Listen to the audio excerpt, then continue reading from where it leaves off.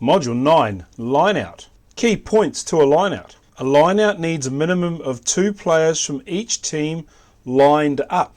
The line of touch is an imaginary line down the middle of the lineout from one touch line to the other. A gap of 1 metre is required between the 2 lines of players. Players must line up in 2 single lines. Each team to line up must line up between the 5 and the 15 metre line. Throwing in. The player throwing in must stand in touch. They must throw in without delay. The throw must be straight, and straight means the ball lands between the inside shoulders of both lines of players. The throw must travel at least 5 metres. The non-throwing person or the hooker must stand 2 metres from the line of touch and 2 metres from the 5 metre line. If you choose to have a halfback, the halfback must stand at least 2 metres from the line of his players. All non-participants must stand at least 10 metres away from the line of touch. And the referee's optimal position to observe the formation and setup of the lineout is diagonally opposite the non-throwing hooker, about 2 metres from the line of touch and 2 metres from the 5 metre line. He stands so that he can see out of one eye the hooker throwing in the ball and out of the other eye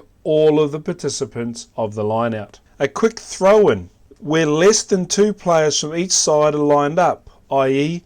no lineout is formed. The same ball must be used as the one that went out. The ball must only be touched by the player throwing it in. The throw-in can be taken place anywhere between where the ball went out and the goal line of the team throwing in. The ball must travel 5 metres. It can be thrown towards the thrower's own goal line.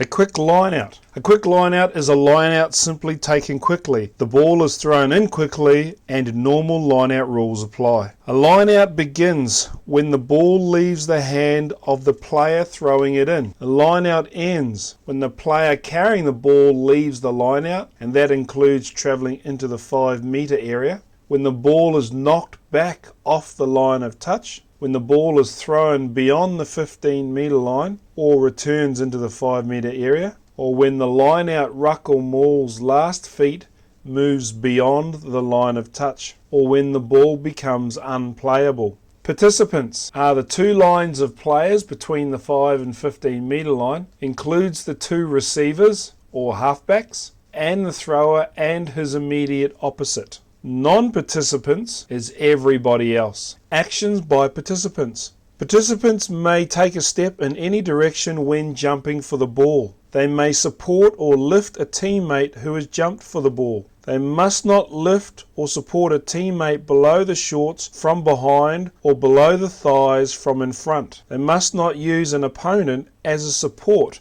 when jumping. They must not hold, push, charge, obstruct, or grasp an opponent not holding the ball. They must not use a teammate as support to jump. They must not stand less than 5 metres from the touchline or prevent the ball from being thrown in 5 metres. Note, at all levels of domestic rugby grades under 13 and below, supporting of a jumper at the lineout is not permitted. That brings us to the end of Module 9. Please now take a moment to complete the assessment on page 31 of your workbook. Coming up, Module 10, Offside and Onside in General Play.